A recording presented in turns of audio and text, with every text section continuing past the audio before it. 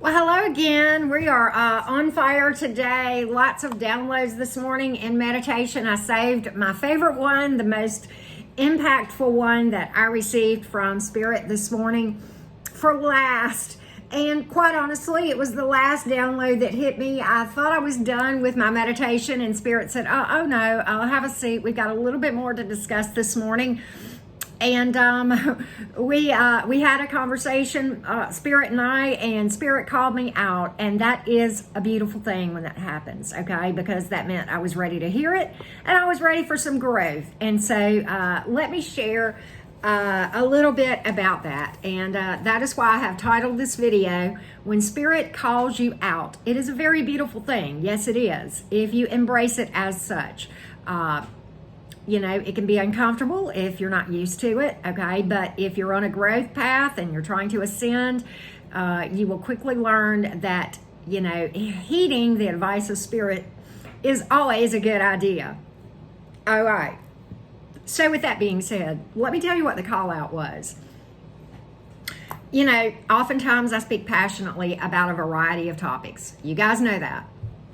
That being said, my motive is always to many times help folks to avoid some of the mines and the minefield that I hit myself. So it comes from, you know, those intentions, you know, because I don't want to see you guys get hurt or stuck in the same ways that I did. So the motives are pure, but what happened, I spoke out recently about a particular hot topic, and I will probably do a video about that hot topic since this download, but I probably won't do it today because I want to give it some more thought. I want to spend some more time in conversation with Spirit about that topic before I really open that Pandora's box back up. That being said, let's talk about the actual call out and what was said to me and that sort of thing. So in my meditation, Spirit asked me the question, so Karen, why did you speak so passionately about that? Why are you so passionate about that particular topic?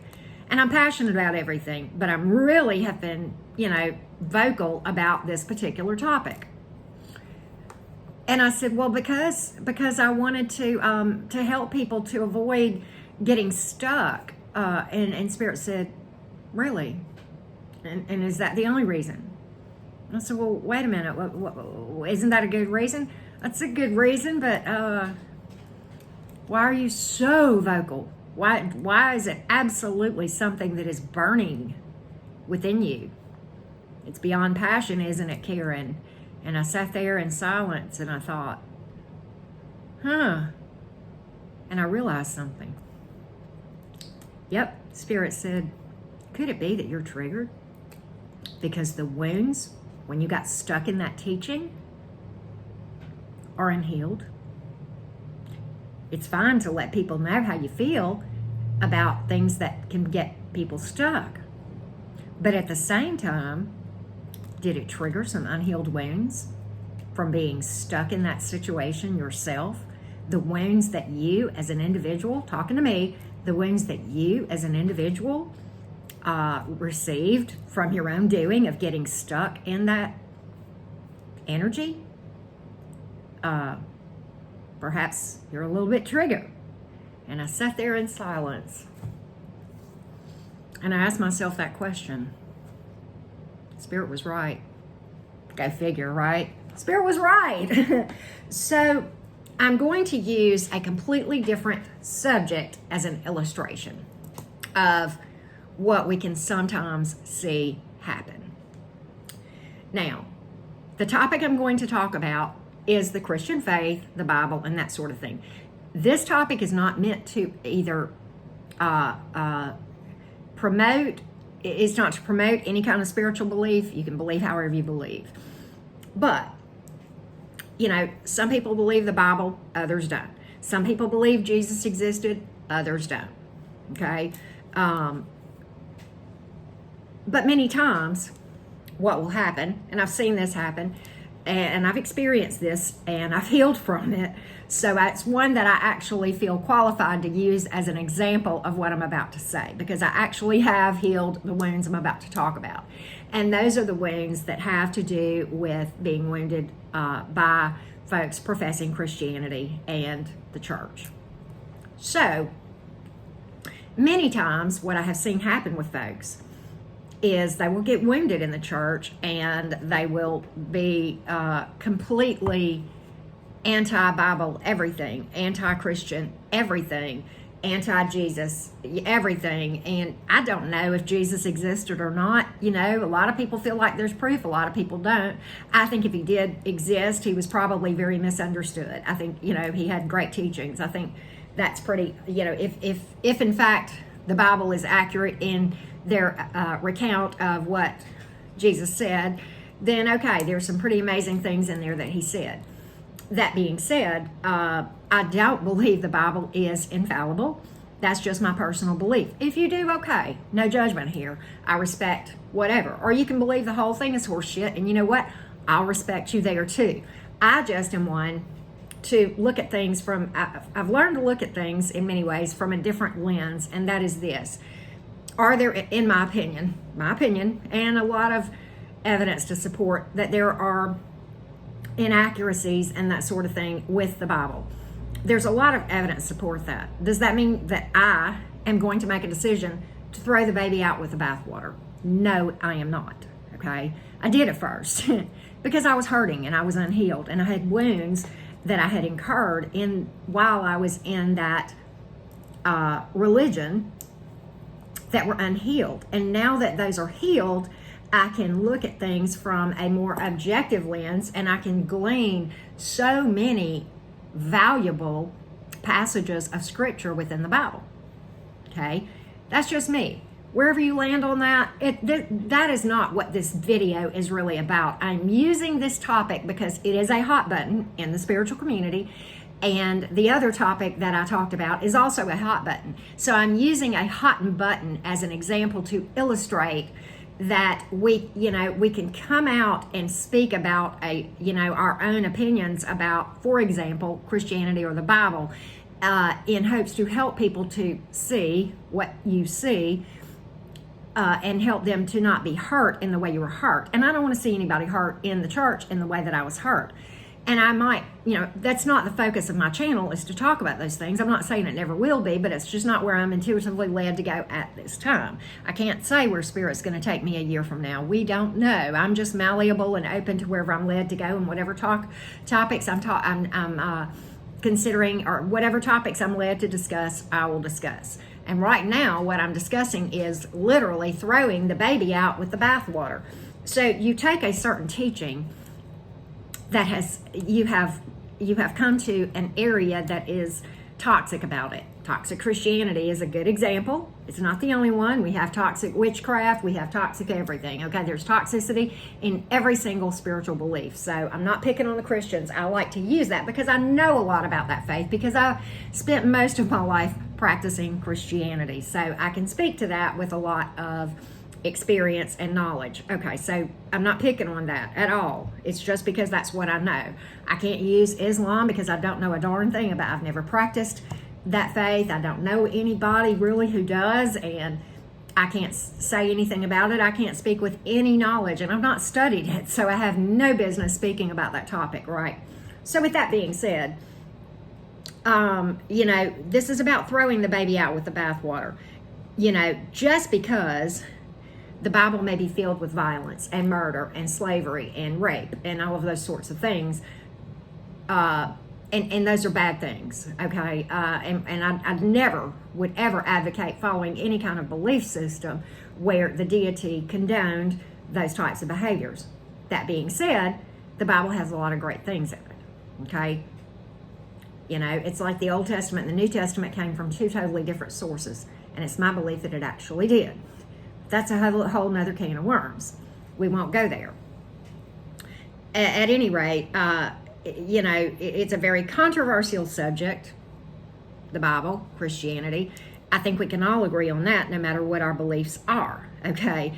And so when you look at these areas that you have delved into in your spirituality, and you have things about or people who practice that particular belief system that you have been hurt by, it's very easy to speak out against the teachings of that belief system from a standpoint of hurt and unhealed wounds, that go along with it, and that can fuel the passion to try to help people. The passion to try to help people is within me. That is there regardless. But I don't want that passion to be fueled like gasoline on a fire from a place of toxicity, and that is exactly what I have been guilty of. Will I talk about that in more detail? Yes. I am saving that for whenever I feel more comfortable talking about what I do know about that topic, the other topic that has not a darn thing to do with Christianity, okay? And what I don't feel comfortable talking about. And where I am in my current beliefs about it, because it's changed, even as of today. Yes, oh yes, the divine has called me out and said, how do you know? How do you know? I could say the same thing about Jesus, right? The existence of Jesus. There are people who believe that he existed, people who believe that he didn't. If I sat here and said, he damn sure didn't exist, okay, you know what? The divine is probably eventually going to come to me and say, how do you know? Can you prove he didn't exist? How do you know? Where's my proof, Karen? If you're making this claim, can you prove this? Differentiate between your opinion, Karen, and don't be a Karen, right? Differentiate between your opinion and fact, okay? So I want to be a lot better towards you guys when I come here to make sure you understand the difference in my opinion and my belief and fact, and the things that I have experienced and learned firsthand, which I kind of put into the fact category more so than my belief. My beliefs, I believe Jesus probably existed. I can't prove that either. I'm not saying proof doesn't exist. I really haven't researched it a lot. And quite honestly, I'm okay either way, because the teachings are out there, and they've had a great significant impact on the world regardless of what your beliefs are, okay? In my own life, the thing that probably governs my entire spirituality in one sentence is this: do unto others as you would have them do unto you. And y'all know where that came from, most of you, okay? Treat people like you want to be treated, regardless of how they treat you, okay? We call it so many different things. Don't return like energy. That's the same stuff. It's just worded differently, okay? It's good stuff. Don't throw the baby out with the bathwater.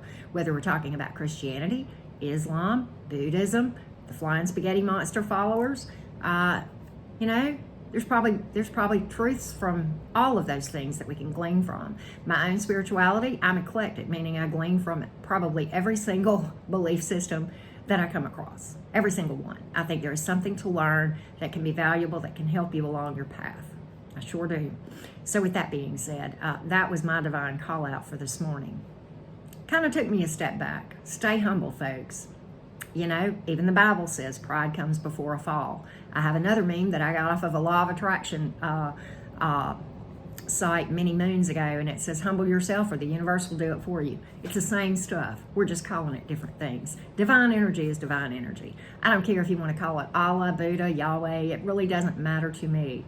It's divine energy, okay? So with that being said, thank you so much. Thank you for allowing me to share my call out that I received this morning. I am so grateful that the divine is kind and gentle enough to call me out and give me an opportunity to learn. That used to be the case. I just ignored it, and that required towers.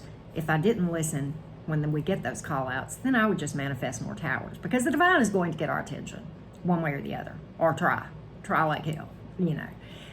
We're walking along this planet, and I like to give this analogy a lot. We're co-creating with the divine. The divine has our hand, and we're walking, we're going along this path. And the divine is running now. They're not walking anymore, because the energies are just crazy right now. We all know that. They're very intense, okay? The universe is now going fast. They're pulling us along a lot faster. If I fight the divine and I don't run along beside the divine as we co-create together, and I resist, I'm going to stumble and likely get skint up from being dragged along the pavement, because trust and believe, the hand of the divine and the strength of the divine is so much stronger than the strength of this girl, even on a soul level, okay? I can't fight that. Wouldn't it be much easier if I just put on my running shoes and said, okay, source, okay, divine, okay, universe, let's go. I got my Nikes on, let's just do it, right? Okay, that's what I did this morning. And that's what I hope to do every day, right? Stay open. Challenge your beliefs. You believe something today, you might believe differently tomorrow, and that's okay. It's okay to mess up and make a mistake. And maybe it wasn't a mistake. Maybe it was supposed to happen. It's part of how we learn to be malleable and flexible and moldable and bendable and adaptable, right? With that being said, I love you guys so much. I will see you soon today on my tarot channel. I will talk to you again very, very soon. Subscribe if you haven't done so. Hit me up on my tarot channel, Enchanted Cottage 333. My website is down below. I love you guys so, so much. Don't forget to hit the like button and share this if you want, okay? Bye, y'all.